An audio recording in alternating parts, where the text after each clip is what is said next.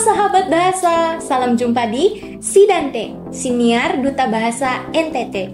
Apa kabar sahabat bahasa di rumah? Semoga selalu dalam keadaan sehat dan bahagia ya.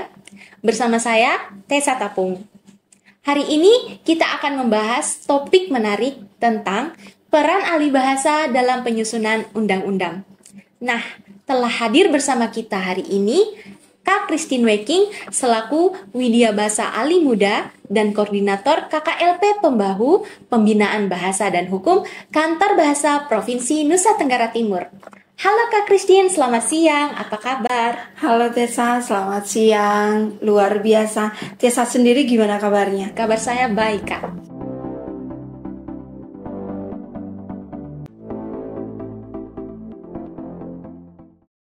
Sahabat bahasa, biasanya kalau kita berbicara tentang penyusunan perundang-undangan, pasti yang muncul dalam pikiran kita adalah orang-orang yang berhubungan dengan hukum, seperti polisi, pengacara, hakim, dan lain-lain.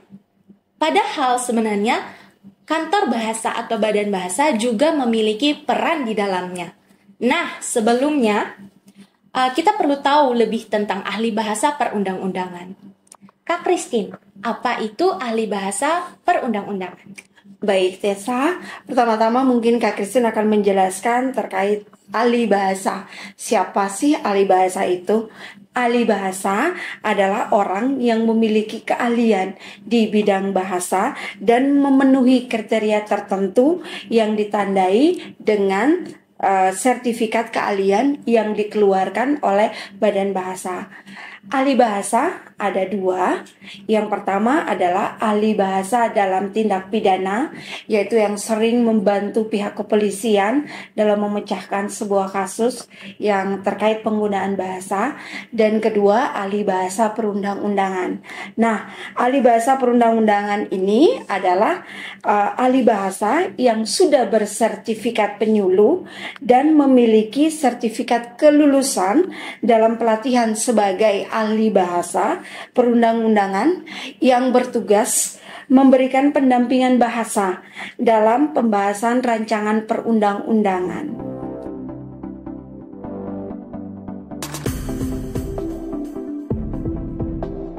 Apa saja tugas-tugas dari ahli bahasa penyusun perundang-undangan? Nah, tugas utamanya adalah mendampingi atau sebagai pendamping dalam penyusunan rancangan perundang-undangan. Nah, tugas seorang ahli bahasa itu menelaah rancangan yang sudah diberikan kepada mereka dan memberikan masukan terkait penggunaan dan kaidah kebahasaan di dalam perundang-undangan tersebut. Baik, Kak.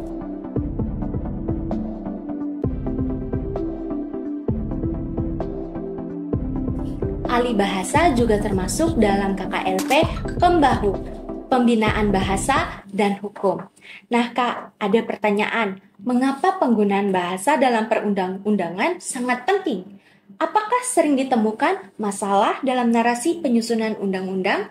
Iya, Tessa, seperti yang kita ketahui bersama, bahasa Indonesia menjadi bahasa utama dalam penggunaan bahasa ragam hukum. Untuk itu, dalam penyusunannya dibutuhkan seorang ahli guna memperbaiki tata bahasa atau kaidah kebahasaan. Apabila dalam penyusunan terjadi kesalahan pilihan kata, kesalahan penempatan tanda baca, itu akan mempengaruhi makna dari perundang-undangan tersebut. Sehingga sangat dibutuhkan, sangat penting bagi seorang ahli bahasa untuk mendampingi penyusunan undang-undang tersebut. Nah, apakah sejauh ini masih ditemukan kesalahan?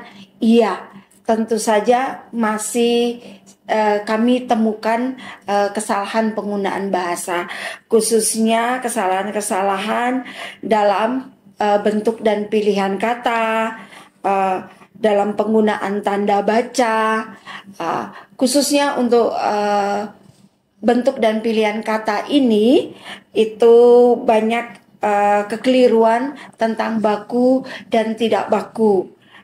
dalam ragam perundang-undangan, dan juga narasi yang terlalu panjang sehingga menimbulkan multitafsir dari rancangan undang-undang tersebut. Begitu, Tessa. Jadi bagaimana peran Badan Bahasa secara khusus dalam perundang-undangan?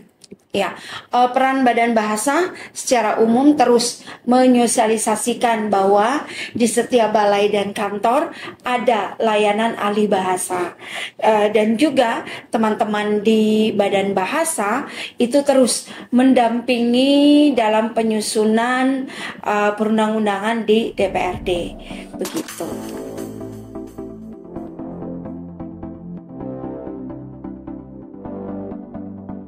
Apa yang sudah dilakukan oleh Badan Bahasa, terkhususnya Kantor Bahasa Provinsi Nusa Tenggara Timur, dalam mengoptimalkan bahasa perundang-undangan nih, Kak? Yang sudah dilakukan oleh Kantor Bahasa tentunya sudah beberapa kali mendampingi penyusunan rancangan perundang-undangan bagi pemerintah Kabupaten ND. Nah, bisa Kak Christine contohkan, kemarin Kak Christine bersama teman-teman telah mendampingi produk hukum pemerintah Kabupaten ND, khususnya peraturan Bupati tentang tata naskah dinas. Rancangan tata naskah dinas ini yang akan digunakan khususnya untuk lingkup pemerintah Kabupaten ND. Di situ Kak Christine mereka mengkaji, menelaah kira-kira penggunaan kaidah bahasanya sudah baik atau benar. Setelah itu memberikan masukan, memberikan perbaikan terkait penggunaan bahasa tersebut. Begitu. Untuk sementara di Kabupaten ND itu yang telah kami lakukan.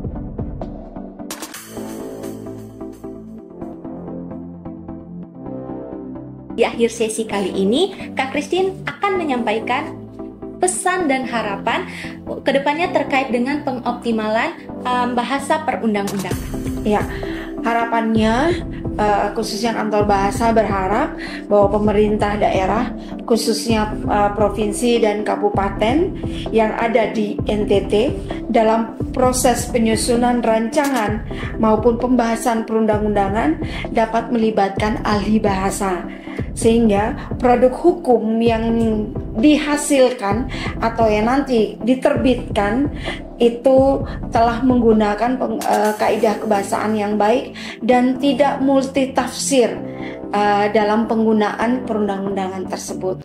Jadi para pejabat atau para pemangku kepentingan diharapkan terus bekerja sama dengan Kantor Bahasa dan juga melibatkan ahli bahasa yang merupakan layanan dari Kantor Bahasa Provinsi Nusa Tenggara Timur. Begitu, Tessa. Terima kasih Kak Christine untuk diskusi kita hari ini. Sahabat bahasa di rumah, terima kasih juga telah menyaksikan siniar kita pada hari ini. Semoga apa yang sudah disampaikan membantu sahabat bahasa untuk lebih mencintai bahasa Indonesia. Sampai jumpa di episode Si dan T berikutnya. Sampai jumpa. Nah, sampai jumpa.